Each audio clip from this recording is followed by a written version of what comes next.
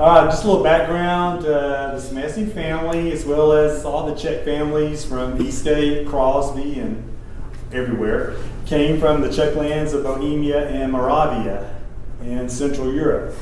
And for most of their history, Bohemia and Moravia was under the control of mainly the Habsburg Empire of Austria.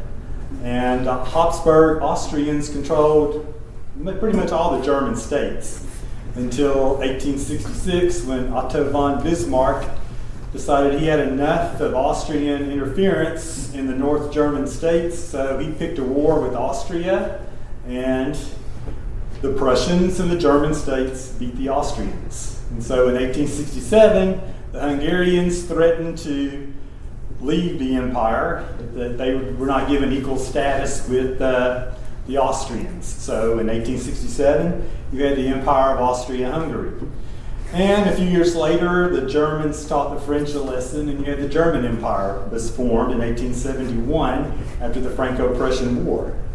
And it was in the Empire of Austria-Hungary that the Smesny family left.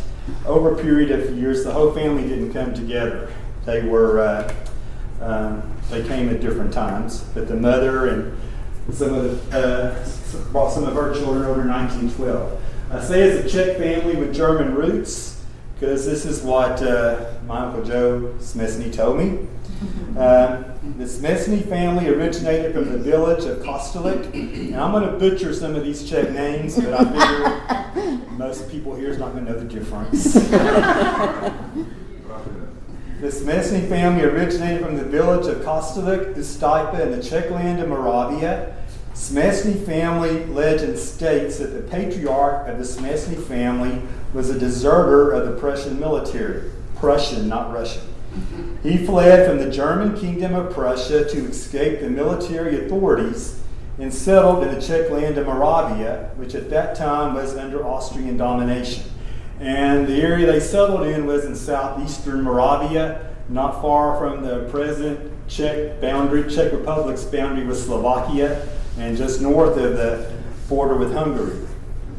The local people took a liking to him, and so they hid him from the authorities. And I was told, and I saw this in a book that Chuck's grandmother had, that the family's German name was Turin. The name was changed to Smesny, which in Czech means comical or comedian, because they thought he was. So he married a local Moravian girl, and thus the Czech lineage of the Smesny family begins. So that's why it says a Czech family with German roots. And how do you turn that thing?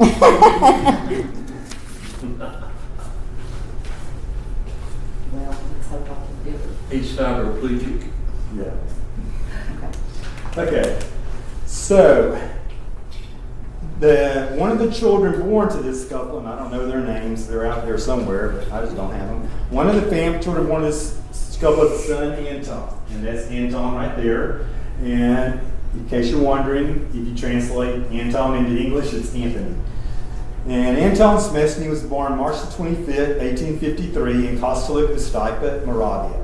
In 1879, Anton married a young lady by the name of Aloisie Dudek.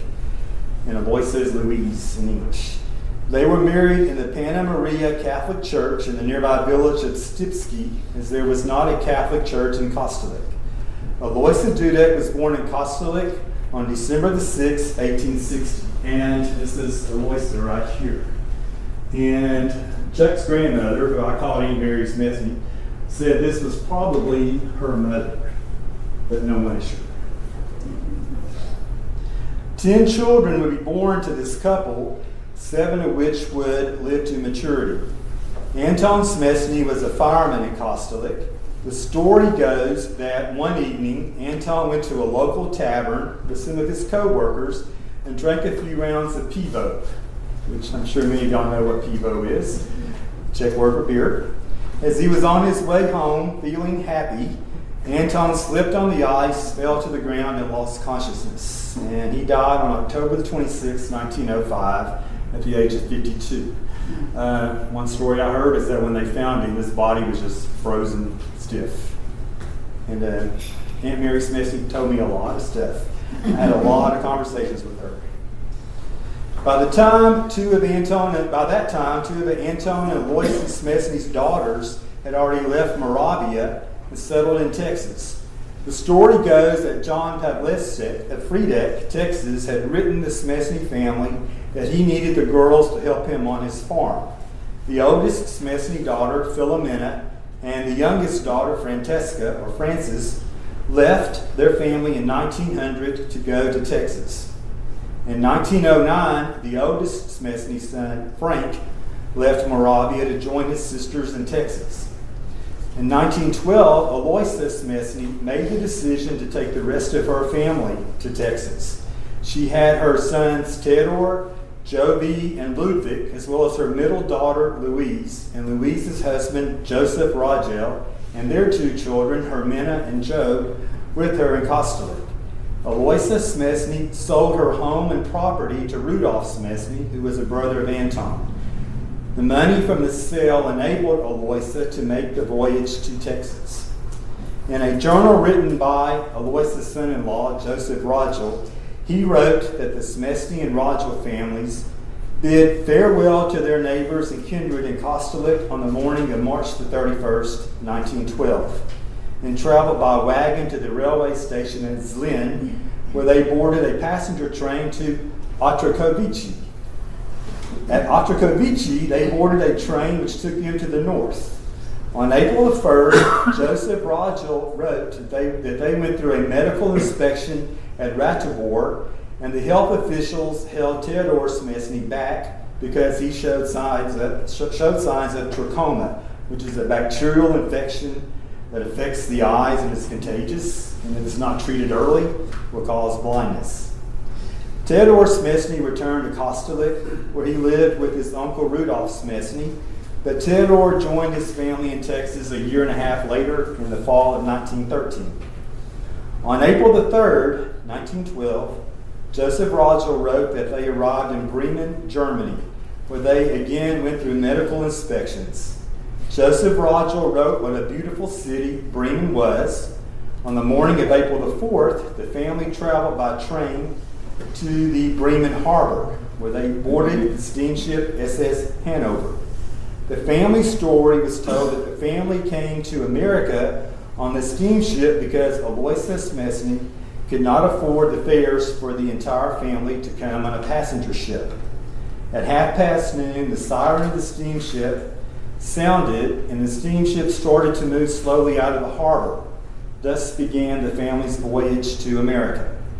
Joseph Rogel wrote in his journal of the crowded and often unsanitary living conditions on the steamship, as well as the poor quality of the food. Many of the passengers lived off of food supplies that they brought with them. Seasickness was also a problem for the weaker passengers, especially during times of bad weather. Joby Smesny would tell his family years later, after a few days into their journey, one evening the whistles of a large ship could be heard, so everyone went on deck to see what ship it was. A quarter of a mile away was the RMS Titanic. The Titanic was, I didn't bring my glasses, so I was getting worried. The Titanic was moving at a fast speed, and it looked so bright and beautiful in the twilight that Joby and his brother Ludwig told their mother how much they wished they could be traveling on that beautiful new ship. They watched the ship until it disappeared into the horizon. The waves caused by the Titanic's wake caused a great deal of rocking on the Smesny steamship, the SS Hanover. Joseph Rogel wrote in his journal that on April the 12th at 8 a.m., the steamship Hanover received a telegraphic message to avoid one certain path since there was a big danger due to large icebergs. So the ship turned to the left, so it turned south. On the evening of April the 13th, a large iceberg could be seen from the steamship, and Joseph Rogel wrote that it was so large that it looked like a castle floating on the water. Joseph also recorded that the Hanover had received a message of help from the RMS Titanic as that ship was sinking. However, The Hanover was too far away to reach the Titanic in time. When news of the Titanic's sinking reached the Hanover, Aloisie Smesny said to her two young sons, Jovi and Ludwig, that they had better be glad they had not been on that big ship, or now they would be at the bottom of the ocean. On April the 17th, the Hanover approached the harbor of Philadelphia. More medical inspections followed after the steamship docked at Philadelphia, but the passengers stayed on board ship. The Hanover remained in Philadelphia's harbor until April the 20th, when it set sail for Galveston. Joseph Roger wrote in his journal that as a ship passed the Florida Keys, that the island of Cuba could be seen in the distance. I just threw that in for special effect.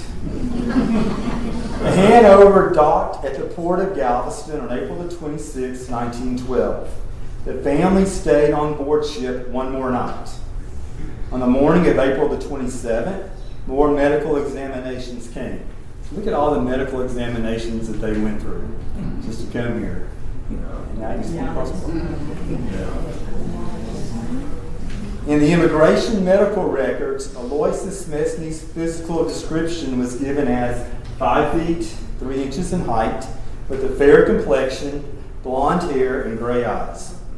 Aloisie Smesny named her son-in-law, Alois Pesca, as her contact in Texas, and gave their point of destination as Sealy, Texas. Afterward, the passengers gathered their possessions and passed through customs when the unthinkable happened. Aloisie Smesny was sitting in a room by herself when a man dressed as a police officer came in and told her in very fluent Czech that if she had any money or jewelry, that he would hold it for her or she would be taxed when she went through customs. Since he spoke Czech, Aloisie trusted him as a fellow countryman, so she gave him $300 in cash. After she went through customs, Aloisie went back to look for the man, but he was nowhere to be found. So, a very rough start in a new land. That was her money that was going to get her established in Texas. Joseph Roger wrote that the family was met with a carriage by his 3 brothers-in-law, Frank Smesny, Alois Pesca, and Peter Yalloway.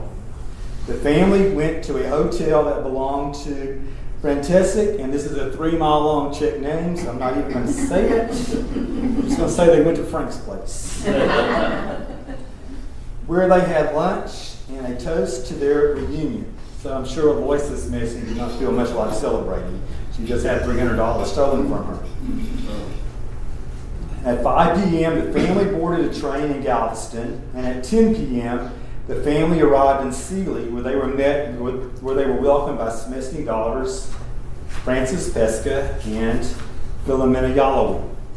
They arrived at the Pesca home very late that night, but had to get up early the next morning to go work in the fields. The Pescas loaned Aloisie Smesny money with the agreement that Aloisie, Ludwig, and Joe V would help with the work on the farm. Young Ludwig and Joe V never chopped cotton before, and it didn't take long before they decided they wanted to go back to Europe. Joseph and Louise Smesny Rogel, who came with them from Europe in 1912, had moved to Beasley in Fort Bend County, so Aloisie Smesny, when she was able, rented a farm near Beasley, where she moved her sons, Jovi and Ludwig. Not being conditioned to the hot, humid climate of the Texas Gulf Coast and determined to pay back the money that had been loaned to her, Aloisie suffered a heat stroke from working in the fields continuously, which left her an invalid, and she later died as a result of complications from the stroke. Aloisie Dudek Smesny died in Beasley, Fort Bend County, Texas on March the 25th, 1914. So just 1 month short of being here 2 years. She was 53 years old. Aloisie was buried in the Sealy Catholic Cemetery in Sealy, Texas. This cemetery is known today as the Immaculate Conception Cemetery. Joe B. was not quite 15 years of age, and Ludwig was only 12 years of age at the time of their mother's death. The 2 boys tried to farm on their own, the land their mother had rented, but they later gave up and hired themselves out as farm hands. Okay.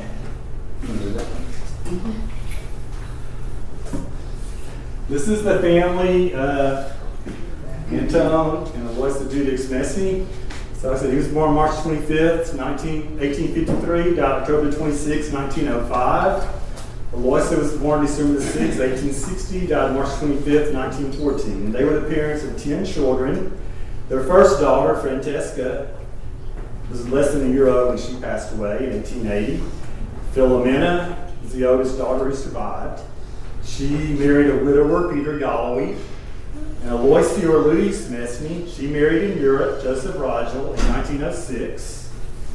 France or Frank Smesny, he died in 1965. He came in 1909. He married Pauline Zapolak in 1913. Marie Smesny and Anton Smesny both died in a diphtheria epidemic in Europe in 1895. Theodore or Ted Smesny married Marie Cervinka. We called him Papa Tio and Aunt Mary because their farm was right next to where we lived, our farm.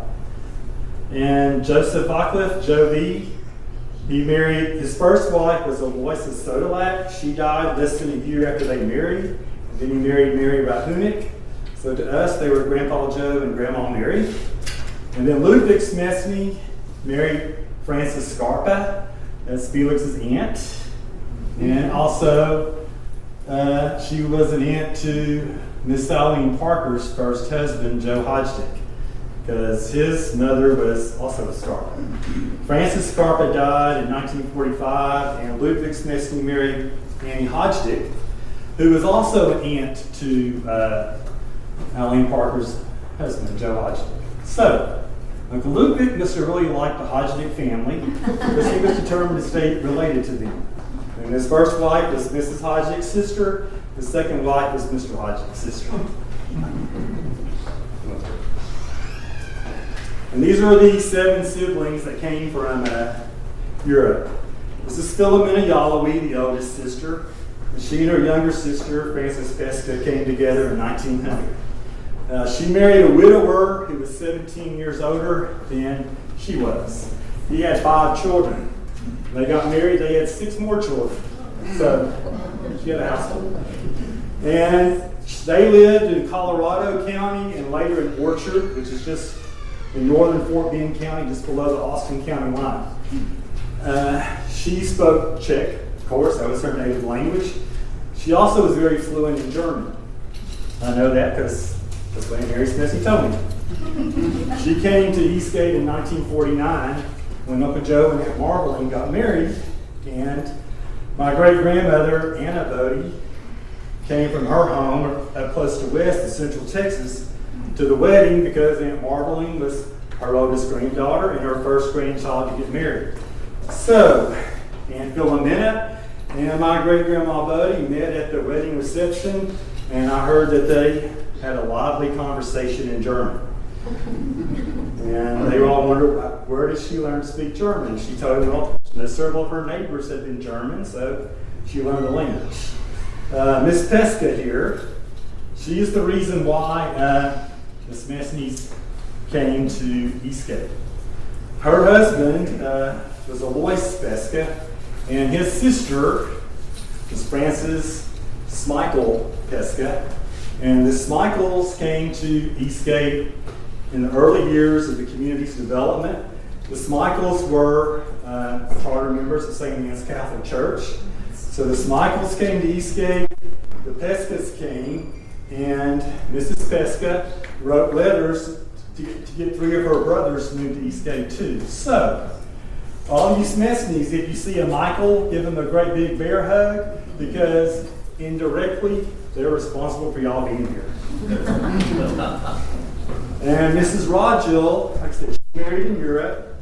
She had 2 children born there, and she came with her mother in 1912, and she lived to be 100 years old. They lived in Beasley, Texas for 10 years. That's why her mother lived there. And then they later lived in Sealy, where she had her husband had a watch and shoe repair shop. He died in 1943, and she died in 1984, so she was widowed for 40 years. And just my observation, I think she was the daughter who was the most close to her mother. because when the other two sisters came, she said her mother needed her at home, so she stayed in Europe. And in fact, she's buried beside her mother in the Sealy Catholic Cemetery. And Frank Smesny was the only one of the brothers who did not come to Eastgate. He farmed around Friedeck and Sealy, and he died there in 1965. He's buried in the Sealy Catholic Cemetery. Back to Mrs. Pesca, they lived in Eastgate for several years. Then they moved to Houston, and then they moved to Crosby, where they settled. And these are the three brothers who came to Eastgate: Theodore, Jovi, and Ludwig. And so this is the family of Theodore Smesny. He was born September 24th, 1895. He died June 14th, 1977 in the Dayton Hospital. He married Marie Cervinka. She was born in 1902. She died at the age of 97 in 1999. And they're both buried at the St. Anne's Catholic Cemetery in Eastgate. And they were the parents of 8 children. Their first daughter, Aloisie, died when she was not quite a year old. And Mary was telling me about that child. She had been up with her for several nights, had very little sleep for several days, taking care of her. And she went to lay down and take a nap, and Uncle Ted came and told her that the baby had died. And she's buried at Rosenberg Cemetery. Joe J. Smesny married Doris Stanfield, and she was also, their family was living in Eastgate at that time. They had one daughter, Jolene, is that her name? Okay. And they lived in Dayton for several years before moving to Centerville, and then they moved to Highlands, Centerville or Madisonville. I always get those two bills messed up. And they're buried at the White Cemetery in Highlands. Raymond Smesny married Georgianne Yannick, and she worked at the bank in Crosby for several years. They lived in Crosby, had 2 sons, and a daughter that was stillborn. Anton Smesny is familiar to a lot of people here. He was born in 1928, died in 2022. He married Pearl Ballinger. Many people know Pearl. She worked for McGinney's Drugs for several years, and later at Brookshire Brothers Pharmacy. And Anton and Pearl are both buried at Magnolia Park over here. Mary Smesny married Gerald Wilkinson. They had 2 children, and they're both buried at St. Anne's Catholic Cemetery. Elizabeth or Betty Smesny married John Charles Fielder. All 5 of their kids went to school here in Dayton, and they're buried in St. Anne's Cemetery. Betty worked in the school cafeteria here in Dayton for several years. Georgia Smesny married Van May. Georgie's still alive. She lives in Crosby. Van died last year. He's buried in Huffman. Robert Smesny married Melba Stasny. They're both still alive, and they live in Crosby. Robert and my dad were close friends growing up. And what's so fascinating is that Theodore Smesny, they bought their farm in Eastgate the same day my grandpa and grandma Lodi bought their farm, February 6, 1942. They all bought it from the Stosher family. And the Hannells bought their farm the same day as well. So I'm thinking the Stoshers must have owned that whole block, because the Theodore Smesnys, the Bodys, the Hannells, the Stanfields, the Flurries, and the Merricks were all living on that block at one time. And the Stanfields later sold their property to the Parks. The Flurries later sold their property to the Mansfields, who had a drugstore here. And the Mansfields sold theirs to the Leahs. And the Merricks sold their dairy farm to Ed Hahn. Ed Hahn later sold it to Mr. Self. And Mr. Self got tired of government interference in his dairy business, so he got out of the dairy business, divided his land up, and Eastgate's never been the same since. Okay, this is the Joe V. Smesny family. Joe V. was born in 1899. He died at his home in Eastgate in 1981. He married his first wife, Aloisie Sodalak, on November the 16th, 1920. They were only married 8 months when she died, and she was expecting a child too. at the time of her death. She's buried at the Catholic Cemetery in Sealy. And Mary Rahunik, she came in 1911. She came on the ship Brandenburg, and she worked as a governess for a wealthy family in Texas, in Sealy, before she and Grandpa Joe got married. So they had 7 children. Joe F. Smesny, Uncle Joe, married Aunt Marveline Bodie in 1949. Their wedding was the first wedding in the present-day St. Anne's Catholic Church. They got married 2 days after the church was dedicated.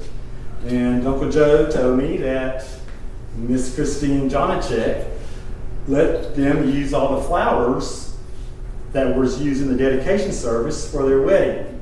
So Uncle Joe said that all of Aunt Marveline's family, who came down from Central Texas for the wedding, thought that she was marrying a rich man because her mother's father was in the church. So that's Jim's mom and dad. There's also Cynthia, Dolly, Joey, Frankie, Sherry. And there's Jerry Smesny, married Josephine McMillan. And Jerry's buried in St. Anne's Cemetery. That's Anne Marie Smesny's parents. There's also 2 boys, Jerry Jr. and John. I don't really know them. And Louis Smesny married Maylene Benton. He's buried at St. Anne's Cemetery. Maylene lives here in Dayton. Amos Smesny, he sent me a lot of stuff. He just died 4 years ago. He married Nancy McWhorter. Amo is the only one not buried at St. Anne's. He's buried at Magnolia Park. Nancy lives in San Antonio. Lillian Smesny married Alvin Kulak. They live in Crosby. That's where all their kids went to school. They have 2 daughters that live here. Gail Mason lives in Lenny Creek, and Diane Virall lives out at Eastgate. And Eleanor Smesny married Thomas Lipon. They lived in Crosby, but Eleanor worked for Jack Hartel for several years in the Liberty County Courthouse. And then Molly Smesny, who was very close to our family, she married Johnny Hamill in 1956. And Aunt Molly died when she was 58 years old. Johnny Hamill just died about 3 months ago. And their daughter Connie is buried in between them in the St. Anne's Cemetery. And here's Ludwig Smesny. So he married Frances Scarpa on November the 9th, 1926. And his second wife was Annie Hodgdick. They were married in 1952. So Ludwig and his first wife had 5 children. When they graduated, they all left and moved on. But all their kids were born in Eastgate. All their kids went to Dayton schools. So Edwin and Albert were the 2 that lived close. They lived in Houston, although Edwin was living in Mont Bellevue when he passed away. He married June Stasny. She just died here this past April. And they're buried in Highlands. Henrietta Smesny married Jerome Ablati. They're buried in Edna, Texas. Albert Smesny was a really good guy. I really liked him. He's buried in Highlands. His wife is in a nursing home in Katy, I think. Max Smesny died, and he was in the military. And they lived all over, but they settled in Midlothian, Texas. His wife, Georgia, just died this past April, and that's Margie's sister. I met Georgia once. She was a very nice lady. And Edith Smesny is still alive. She lives in Baytown, Highlands, down there somewhere. And she married Thomas Yasick. He just died a couple of years ago. So Ludwig Smesny, he moved to Eastgate. His children were all born here. But in 1963, Ludwig and Annie Smesny sold their farm and moved back to Sealy. So their house is still standing. They bought that farm in 1940, Ludwig and Frances did. You're going down 1960, you go into the Grand Parkway, their house is the first house that's on the right. The Lampsons later bought that house. I don't know who has it now. But anyway. All right, now the Smesny family, it's y'all's turn. Speak up. This is y'all's family. Y'all share your memories. Anybody have anything to say? You covered everything. Yeah.